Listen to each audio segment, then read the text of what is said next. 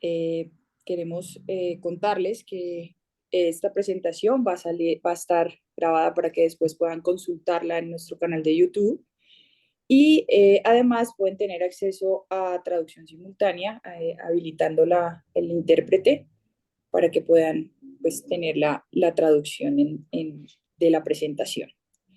Eh, bueno, la doctora Marie Plante es médica de la Universidad de Laval, ginecóloga y obstetra de la Universidad de McGill. Es ginecóloga, oncóloga del Memorial Sloan Kettering y profesora titular del Departamento de Ginecología y Obstetricia de la Universidad de Laval y jefe del Servicio de Ginecología Oncológica del Hospital T2 de Quebec. Pues es un placer tenerla acá. Dr. Plan, it's a pleasure, an honor to have you with us today in our meeting. Thank you very much for accepting our invitation, and go ahead with your presentation. Thank you. Buenas noches. Yes. Do you hear me well? Yeah? Yes. Okay. Well, it truly is my pleasure to be with you tonight. Kind invitation from Renee. As many of you quite perhaps know, I was in Buenos Aires at the Argentinian Association of Gynae Oncology this summer, and I really had a great time. And I am very impressed with how dynamic your societies in South America in Gynae Oncology are, and you should believe that you really are a power, an emerging power. And I'll tell you that you can make a difference because you have the capacity, you're getting organized, you have, unfortunately, the patients with the disease, and you can definitely make a difference in clinical trials in cervical cancer. So, yeah, welcome you to participate actively to trials. So that being said, I will present the data from the SHAPE trial, and I will go a little bit beyond to give you some of my reflections as to where we go from there. Do you now see my screen? No, you're not. Not yet. What? No. Not yet, Marie. Good. So maybe I will share it again. Yes, you have to share it. Okay, I did it before, I'll do it again. Okay.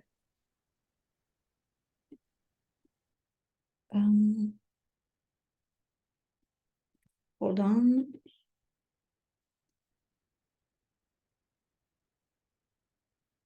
Okay, do that again. Sorry. Somehow something didn't work. Okay. I'm going to share. Bon, there we go.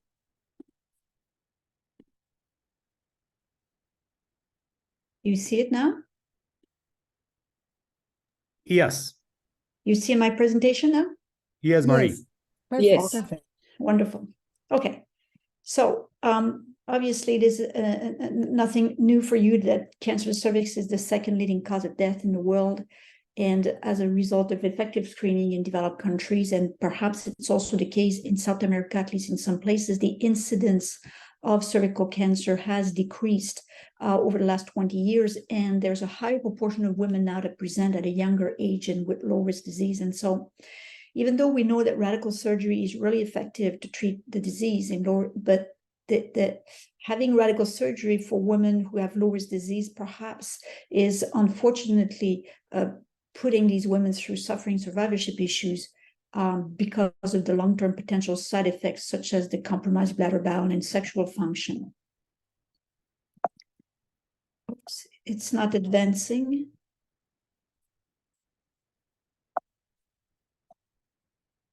Somehow. That's very strange. Okay, let's see. All right, so here it is. I got it. So we know that the difference between a radical and a simple hyst, of course, and we know that the morbidity of the radical hysterectomy primarily comes because of the removal of the perimetrium and upper vagina. And I know you've seen this data over and over again, but what it shows is that in patients with early stage disease meeting the low risk criteria, the probability of perimetral spread is actually very low. It's probably under 1%.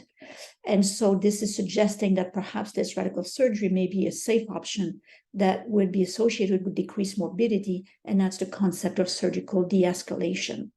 And so way back in 2010, when we actually developed a protocol, the hypothesis was that this radical surgery, and we mean simple hysterectomy, would be associated with similar efficacy, but less surgical morbidity compared to a radical hysterectomy in patients with low-risk disease. I suspect you're familiar with the schema of the trial, but just in case, we're talking about low-risk cervical cancer, that is squamous, adeno, and adenosquamous, so the HPV usual types of disease, stage 1A to 1B1, and importantly, with limited stromal invasion, that means less than 10 millimeter deep on the preoperative lipocone, or less than 50% stromal invasion on MRI if patient only had, for instance, a cervical biopsy. And of course, a tumor dimension under 2 centimeters. Now, patients were randomized 1-to-1 to be randomized either to the control arm of radical hysterectomy and nodes, or the experimental arm, which would be the simple hysterectomy with nodes. And the primary outcome was the pelvic recurrence rate at 3 years. There were also a number of other secondary endpoints that which you can read in the slide: pelvic relapse-free, extrapelvic relapse-free, overall survival, etc. And we also collected important information on patient-reported outcomes. This is a non-inferiority phase 3 design, and the intention to treat analysis was the primary analysis, and per protocol analysis was also looked at as a secondary analysis. In the original design of the study, we were looking at the pelvic relapse-free survival, and we required 49 relapses to be able to conduct the analysis. Well, fortunately or unfortunately, the rate of recurrences is actually lower than what we anticipated. And so finally, we had to change that primary endpoint to the pelvic recurrence rate at 3 years, and that amendment was approved. I don't want to bore you with too much statistics, but just perhaps to say that with 700 patients randomized on trial, and every patient is being followed for a minimum of 3 years, the study has 85% power to claim non-inferiority of simple hysterectomy to radical hysterectomy. So that's a bit of the schema of the trial distribution. So we collected 700 patients from December 2012 to November 2019. So it took 7 years, 12 countries and 150 centers. Obviously, half the patient had a simple hyst and half the patient had a radical hysterectomy, and that's the intention to treat population. Some reasons patients did not have the hysterectomy they were supposed to get, and some patients never got to get the surgery. So we were left with 338 patients with a simple hyst and 344 patients in the radical hysterectomy for the intention to treat analysis. In addition, a total of 53 patients were excluded because, for instance, on final pathology, we found that they had more extensive disease than as per the protocol. And so in the end, again, we are left with 317 patients for the per protocol analysis in the simple hysterectomy group and 312 patients in the radical hysterectomy group. Just for interest, this is the accrual by country, as you can see, and we tried very, very, very hard. We came very, very close to get 3 centers from Brazil. And at the very end, we had issues with insurance and indemnification. And unfortunately, we were not able to get these sites on board for the SHAPE trial. But nevertheless, these sites were able to join Senegal afterwards. So that wasn't all wasted, the time that we worked to get to develop collaborations with South America. So now finally on to some data, which is what you're interested in. You could see that the median age of the patient is 44. And interestingly, nearly 3/4 of the patient are less than 50 years of age. So generally speaking, pretty young group of patients. Now, the majority of the patients either had a lipocone or a lipocone and biopsy, which is the both category. So almost 84% of patients had a lipocone and a biopsy, and about 15% of patients had a cervical biopsy alone. The majority, or 90% of patients, had stage 1B1 disease. About 2/3 of the patients had the squamous histology, and about 60% of patients had grade 1 or 2 disease. It's interesting that, as you perhaps know, the surgical approach per se was not a randomization factor. It was left at the discretion of the surgeon. In other words, the surgeons could decide if you wanted to do the surgery open or do it MIS. But what's interesting is patients who were randomized to receive a radical hysterectomy, you can see here, were statistically more likely to have open surgery, and patients who were randomized to a simple hyst were more likely to have MIS surgery. And then we had about 25% robotic surgery in both groups. Now, I think this is interesting because you are very familiar with the LAC trial, but when LAC was published in November 2018, we then saw a dramatic reduction in the MIS approach in the SHAPE trial. I mean, it dropped by a third in that one last year of the trial. So I thought this was interesting, the impact of the LAC trial on SHAPE. Now, this is an interesting table because it shows key findings on final pathology. First, importantly, 45% roughly of the patients had residual disease on the hysterectomy specimen. About 13% on both groups had LVSI. Positive nodes were present despite imaging in about 4% of patients, about the same in both groups again. 2% of patients had positive vaginal margins. For me, it was interesting and reassuring that positive margins were not more frequent following the simple hysterectomy procedure.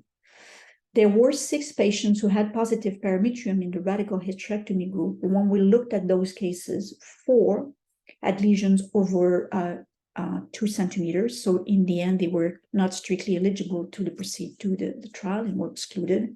And there were 2 who had positive nodes. So in fact, you see patients with radical hysterectomy would have positive parametrium. They usually have bigger disease.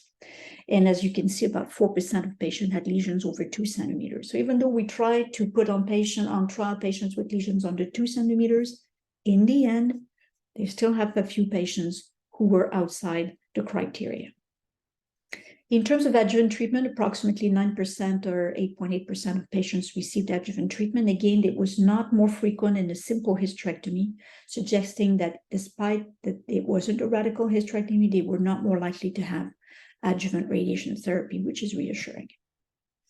Now on to some of recurrences. If you look at the very last line, a total of 25 patients had a recurrence for a rate overall of 3.6%.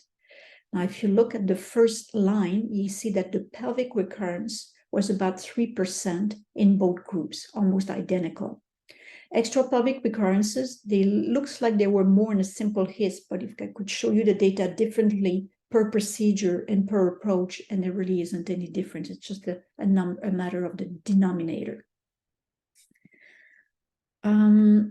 In terms of death, there was 1 death in a rad hyst group and 4 in a simple hyst, which again was not statistically significant.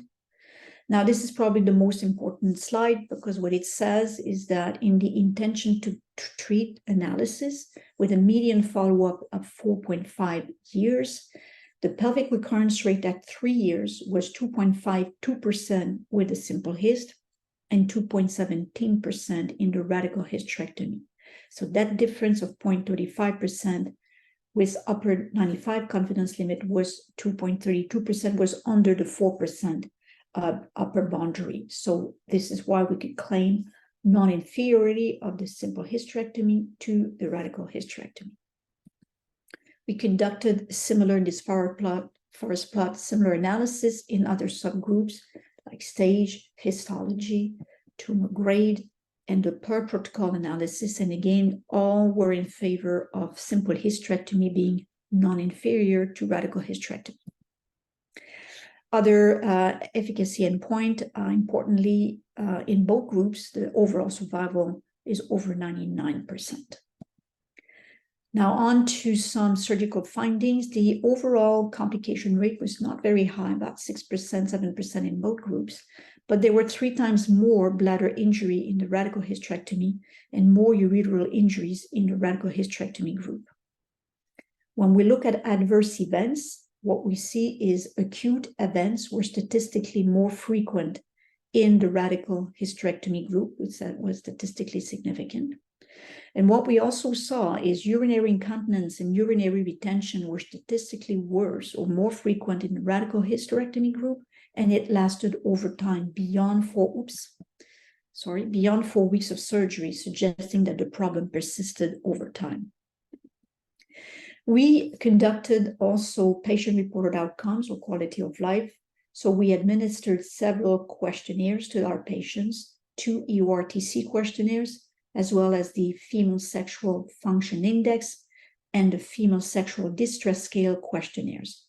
So those questionnaires were administered at baseline, at minimization, and at different time points following surgery, 3, 6, 12, 24, and 36 months.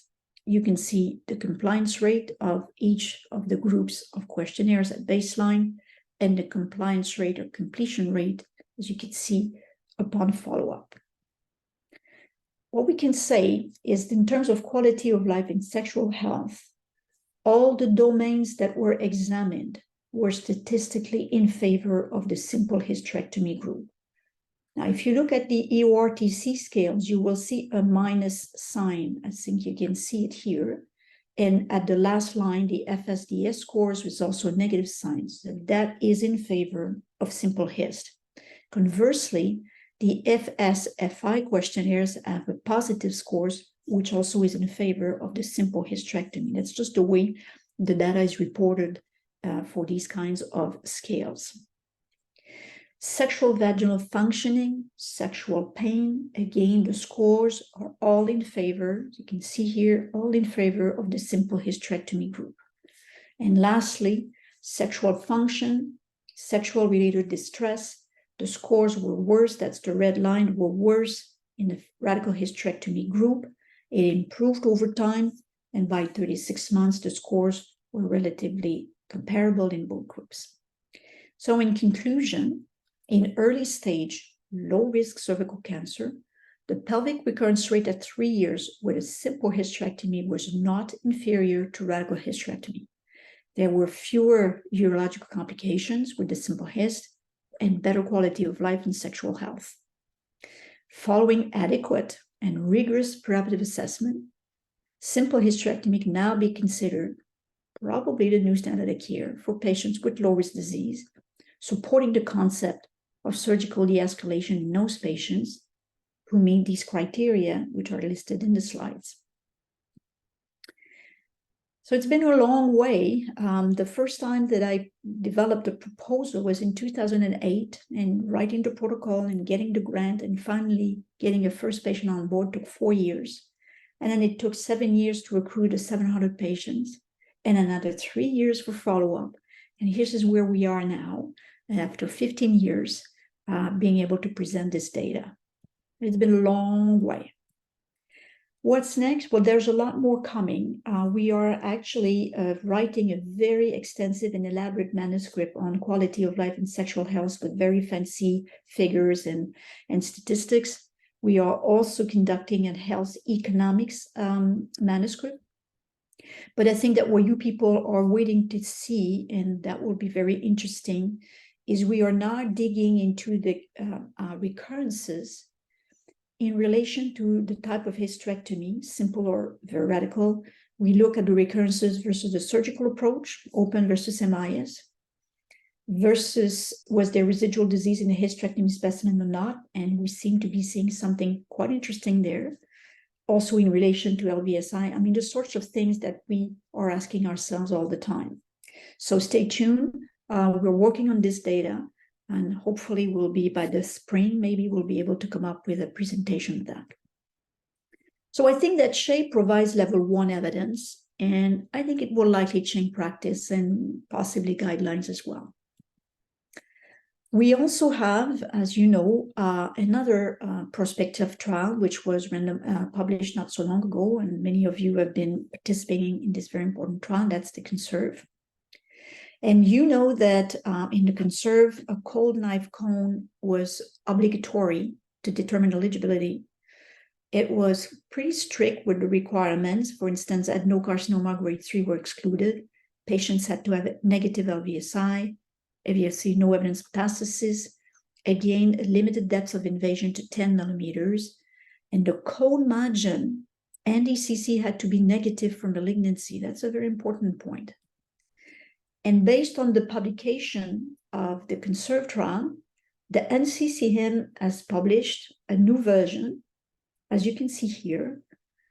And NCCN now says an extra simple hysterectomy, extrafascial, could be allowed or appears to be safe, but for patients who meet all the criteria on the left, which are essentially the CONSERVE criteria, that means a cone, not a leap, no LVSI, negative margins, no grade 3s, 210 millimeters of depth of invasion and under 2 centimeters. So if you meet all these criteria, NCCN says a simple hyst is okay.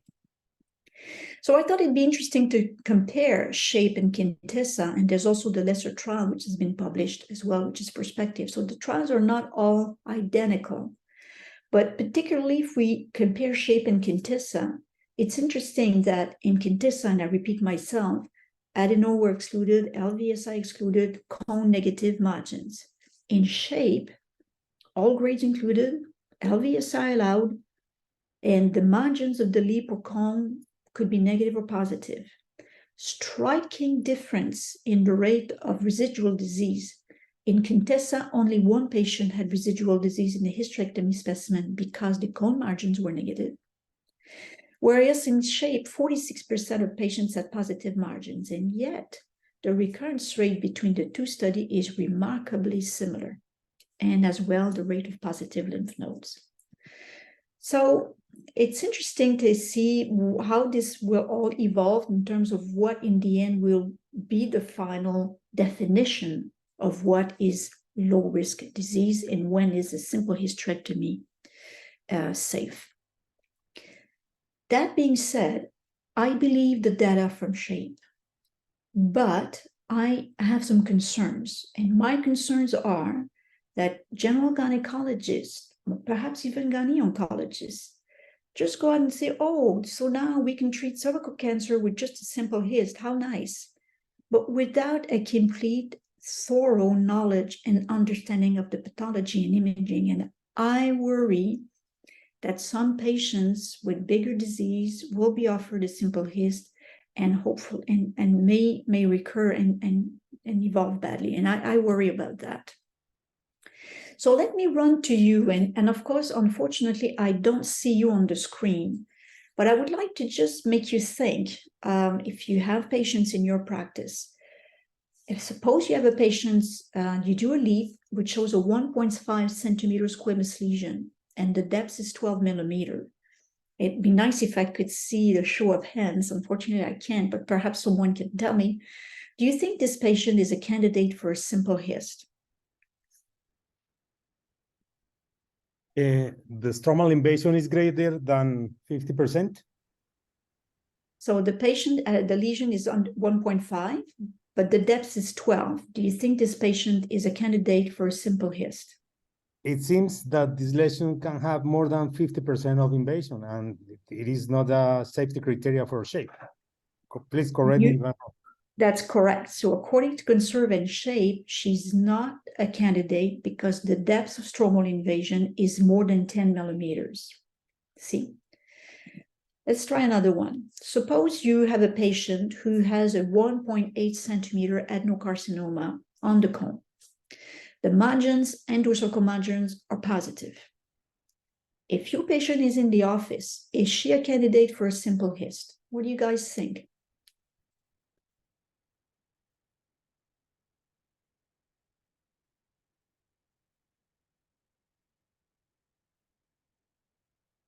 Okay. Well, she's not, because first, according to CONSERVE, she would normally have to have another cone to clear the margin. And according to SHAPE and CONSERVE, she needs a preoperative MRI. It turns out that on the preoperative MRI, there is a residual lesion of a centimeter. So in reality, this patient has a lesion that's over 2 centimeters, and she should not have a simple hyst. You follow my reasoning? Okay, let's try another one. Here's a patient that you see in the clinic. She has a visible lesion, a cervical cancer, which measures less than 2 centimeters. Okay. You do a biopsy, it confirms squamous carcinoma. Fine. Is she a candidate for a simple hyst? You have done a pelvic MRI. I don't know if you can see well or well enough the MRI, but based on the MRI, do you think she's a candidate for a simple hyst? I'll let you think about it for a moment. If someone wants to offer an opinion, you're welcome. Maria, does she have visible parametrial involvement maybe? Yeah. So I know that the screen is small, but the reality, you're right, in the sense that she has a deeply invasive lesion on the MRI, more than 50% depth of invasion. So what I'm trying to tell you is it's not just, oh, the lesion is under 2 centimeters, no problem. No, you have to look at all the other parameters and think about the cases before you do a simple hyst.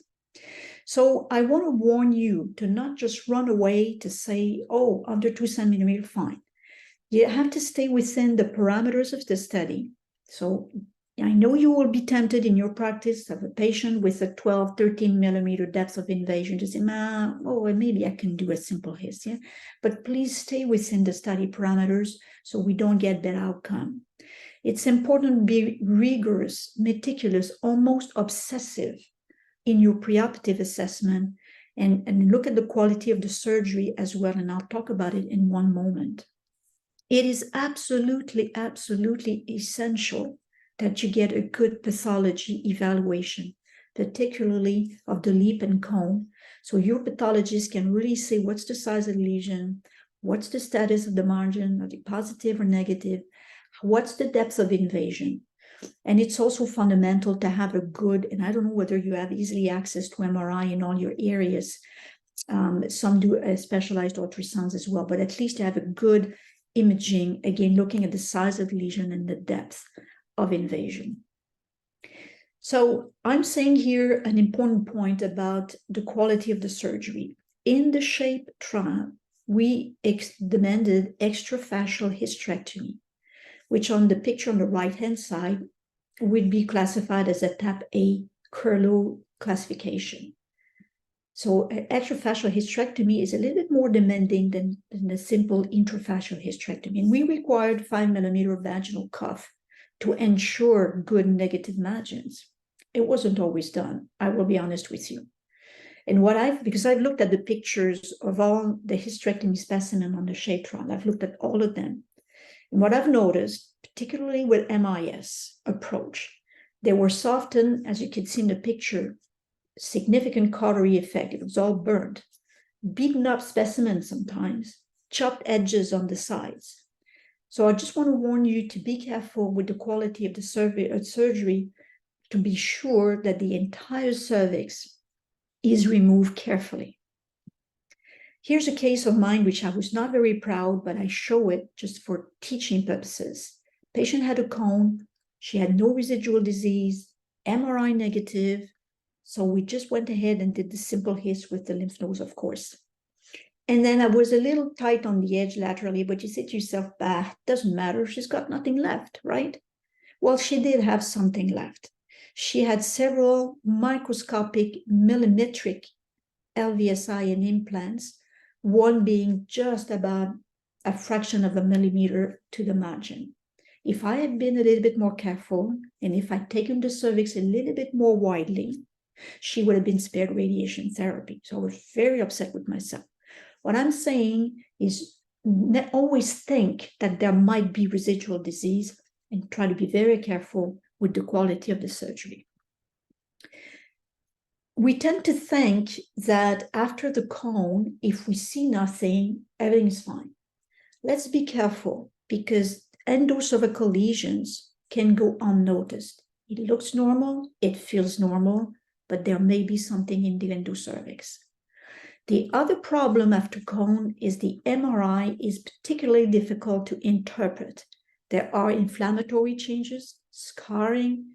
Sometimes it's difficult to know, are these changes post-cone or is there residual disease? An MRI cannot see microscopic disease like in my patient. Couldn't see that, but she had disease. And in shape, I'll tell you that we saw sometimes quite significant discrepancies between what the MRI said and what we saw in pathology. And lastly, I want to warn you of another important element is the measurement of tumor size. If you do a leap or cone, and if there is residual disease in the hysterectomy specimen, it's very difficult to assess what is the final tumor dimension. That poses a really special challenge, and there's a lack of consensus as to how we should measure things. So the problem when there's a cone and there's disease in the hysterectomy specimen is to know what is the true size of the lesion. If I could put all the pieces back together, what was truly the size of that patient's lesion? And trying to reconstruct the volume of tumor by putting together the leap, the cone, and the hysterectomy is really imprecise and non-practical. And very often the leap cone are done in outside institutions. You don't have the slides, you just have the report. Sometimes it's been taken in multiple pieces. It's cauterized at the margins. So the danger is to underestimate the size, the true size of the lesion, and undertreat the patients. And obviously where I'm getting at is a little bit the case I presented. If you have close to a 2 centimeter lesions on your lead cone, and there's residual disease at the margins, you have to be really concerned that there might be more disease left. And so in the end, that patient had a lesion that probably was more than 2 centimeters. So in these cases, I warn you to be careful. So really in finishing, I think it's simple is in early stage cervical cancer meeting low risk criteria, is it safe? I say yes, but it's important to understand the pathology, and I don't want to repeat myself all the time, but understand the pathology, look at the slides with your pathologist, pay attention to details, to the MRI as well. And if you're not sure the patient truly meets the low risk criteria, it's okay to do a radical hysterectomy. What you don't want is patient to come back with a recurrence. So it's okay to be less radical. In some circumstances, it's probably okay to do MIS. It's fine to preserve fertility, but outcome and survival of the patient should not be jeopardized. We need to use our judgment and never underestimate cervical cancer. It is our responsibility to make sure that patients are safe when we offer them less radical surgery. So that's my gospel, because I think that's very important for the sake of our patients. I think I'm pretty much done. I'm available for questions if you have. Dr. Plante, thank you for your excellent presentation. Again, it's an honor for us to have our guest, and there are some questions for you. En el chat preguntan que si podemos hacer pues esta cirugía por mínimamente invasiva. Entonces, Dr. Plante, is safe to do simple hysterectomy by minimal invasive surgery? No, I was hoping not to have that question. The last slide, which I skipped, was that shape, it's one of the questions that shape cannot answer, because the route of surgical approach, MIS or open, was not a randomization factor. It was at the discretion of the surgeon to decide. We are analyzing our data, particularly with reports to MIS versus open, to see if we have more recurrences. We have a few carcinomatosis recurrences, and I know which side they are. They had MIS, right? So we are digging all of our recurrences and look at the different parameters. We seem to see a signal that patients who have residual disease and MIS are the ones who did the worst. This is the data we're digging in. It's unofficial what I'm saying, but we're starting to see some signal.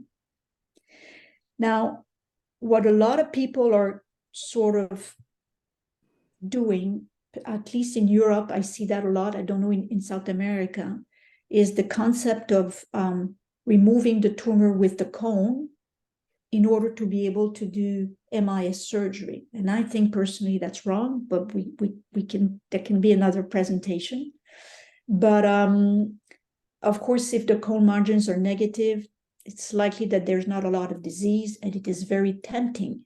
It's very tempting to do MIS. But I will warn you to be very careful. As I said in the presentation, the quality of the surgery.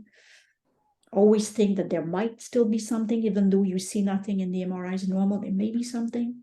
So be very careful, because you can get burned. And then the rest is your decision. Okay. Doctor, what do you think? Should sentinel lymph node be done? Sentinel node, what? Be done with the surgery? Yeah.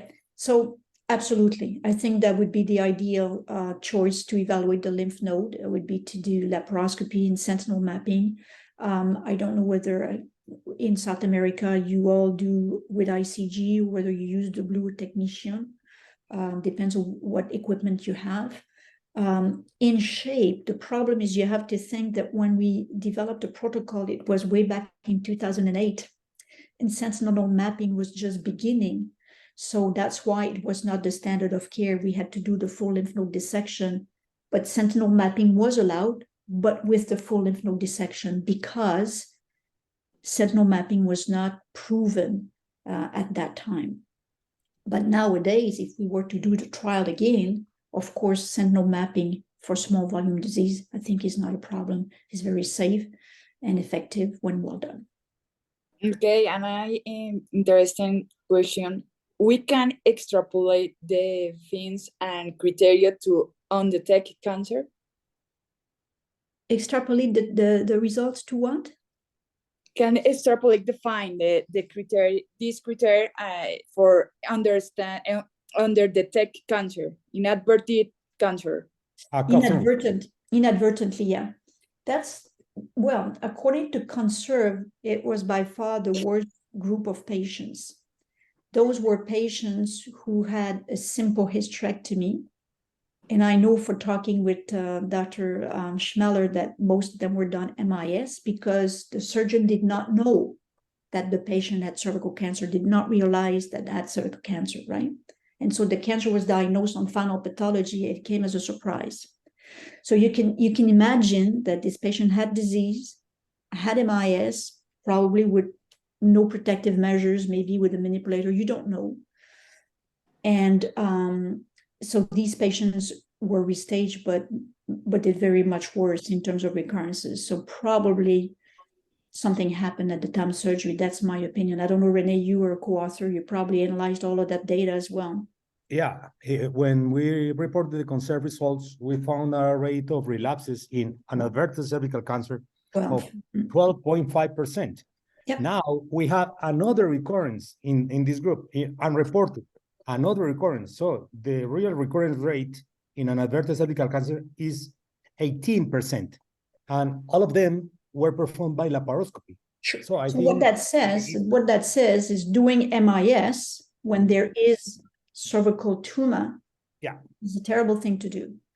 And that's probably when we are, as I said, it's between ourselves. We're only 92. It's between ourselves. No one's going to say anything, right? But when we look at the recurrences, as I say, patients with residual disease on the hysterectomy specimen who had MIS surgery, whether simple or rad, that's where we have problems. Maria, I have a question on that. Yeah. You have shown that there is 46% of residual disease, but a very low rate of adjuvant therapy, below 10%. Yeah. Can you provide some thoughts on that? Well, because the margins were all removed. I mean, the margins were clear. And some of that residual disease, and we're going to have to look into, was it microscopic or was it gross residual disease? So those are all elements to look into.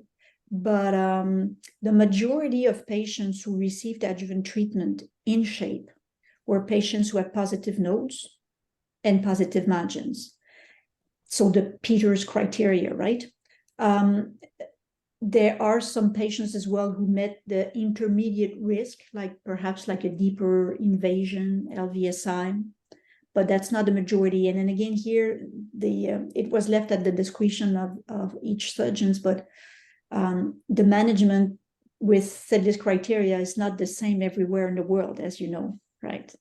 So in some places in the world, they don't tend to give a lot of radiation for set criteria. Yeah. Dr. Pan, another question.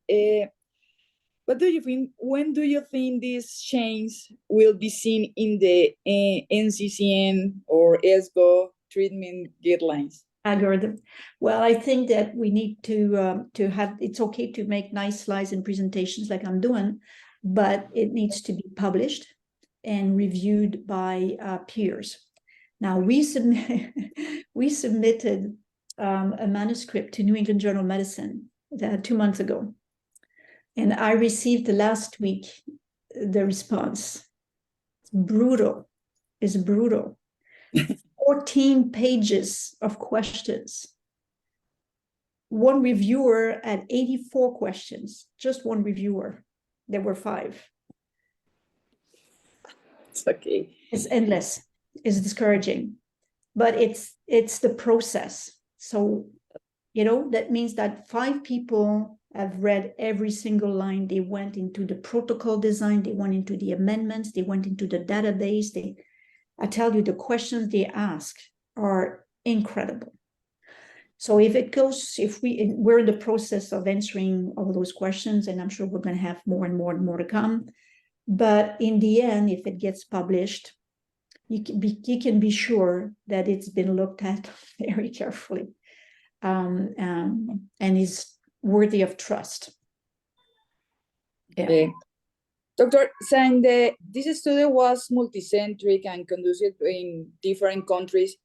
Was there any variability in surgery techniques and the follow-up among cancer? I'm not sure I got all the questions, but as you saw, and that's, I think, perhaps a weakness, if you want, of SHAPE, is that I would say almost 90% of the patients were accrued in Europe. So that might not be representative of the reality worldwide. And that's actually one of the criticisms that one of the reviewers brought up. But it's not because we didn't try. We tried to open SHAPE in China. They included 2 patients. We had in Moscow, there's 2 patients. We tried so hard in South America because we knew you people have a lot of these cases. It would have been wonderful to have Hispanic South America. It didn't work. So all I can say is throughout Europe, I think that the MIS approach is pretty standardized. Yeah. I don't know, Renee, if you have any comments on that. I know that it's like in the lab trial, it was one issue about the variations in techniques and so on. But first of all, I would like to congratulate not only your willingness to be with us tonight, but the last slide after your presentation, the slides about advice on try to avoid common mistakes that can happen. This is priceless. Thank you so much on that. Additionally, I think definitively this is a practice-changing trial, but we need how it is implemented, because you said all your concerns about possible misinterpretations about management of patients. You mentioned setless criteria. The setless criteria are interpreted broadly worldwide. Let's see what happens with minimal invasive, with less radical surgery in lesions less than 2 centimeters, because you have been quite clear on the real indications of the procedure. And in the end, there's nothing wrong. There's no people think or say, well, this is going to be the end of Wertheim radical hysterectomy. I don't think so. I think that lesions under 2 centimeters, there are lots of lesions that are still going to be that should be managed with a rad his. I mean, think about it. If you have a patient with a grade 3 adenocarcinoma that's deeply invasive, I mean, this patient needs a radical hysterectomy, even though the lesion is under 2 centimeters. I mean, So yeah, LVSI, grade 3, adeno. I mean, we have to think, I mean, judgment, that's what I'm saying. So these patients will need a radical hysterectomy. Patients who have 2 to 4 centimeter lesions, I think they need a radical hysterectomy. So radical hysterectomy is not dead. No, it's not the end of radical hysterectomy. It's the end of radical hysterectomy under your criteria. Under shape criteria, definitively yes. I But believe so.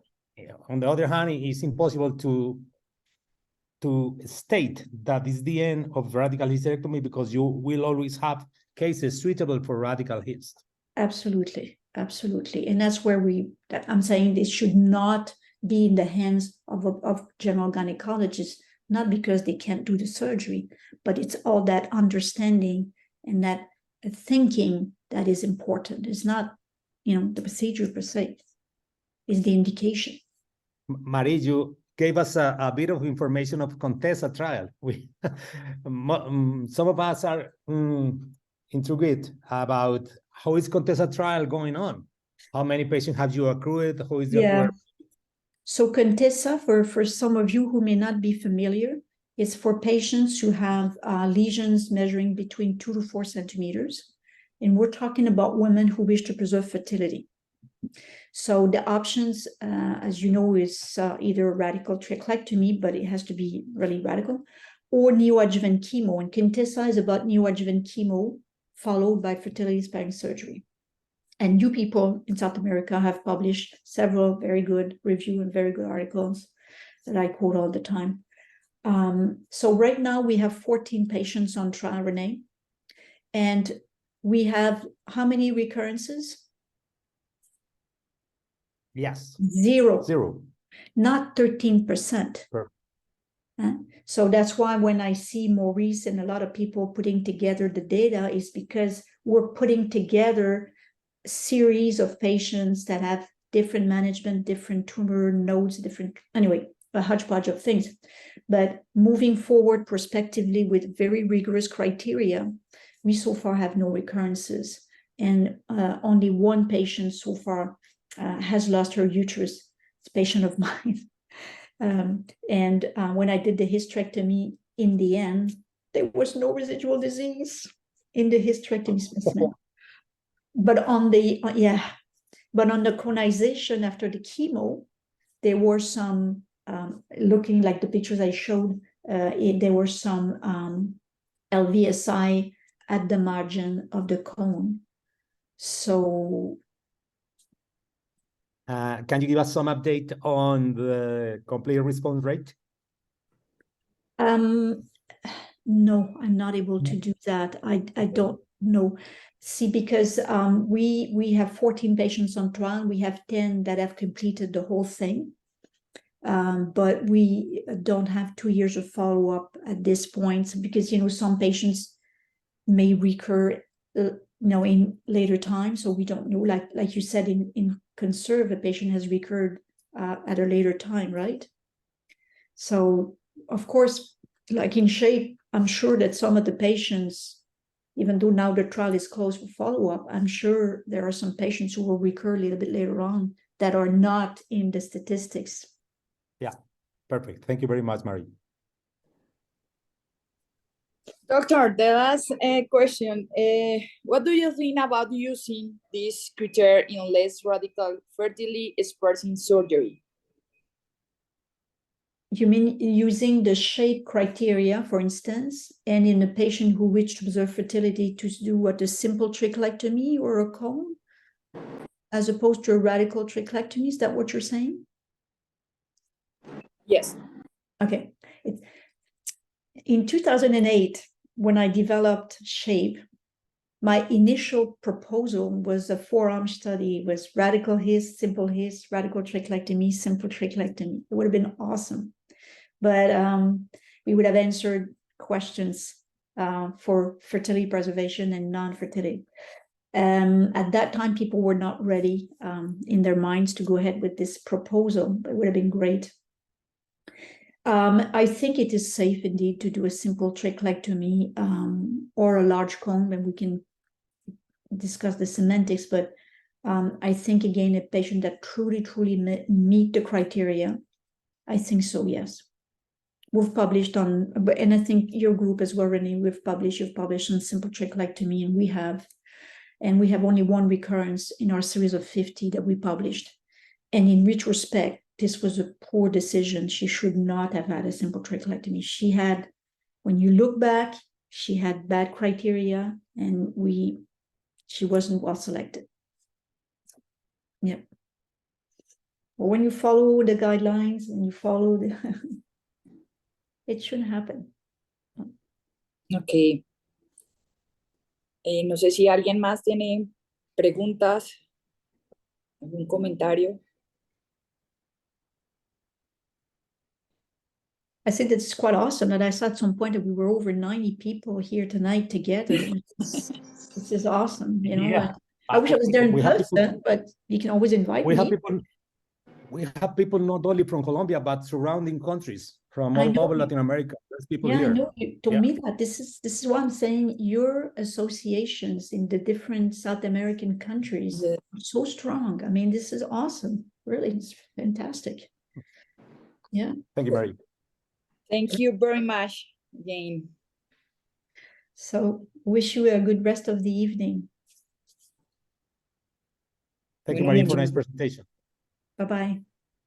muchas gracias a todos por asistir. My pleasure. Que tengan buena noche. Muchísimas gracias. Good night. Buenas noches. Bonsoir. Good night. Good night.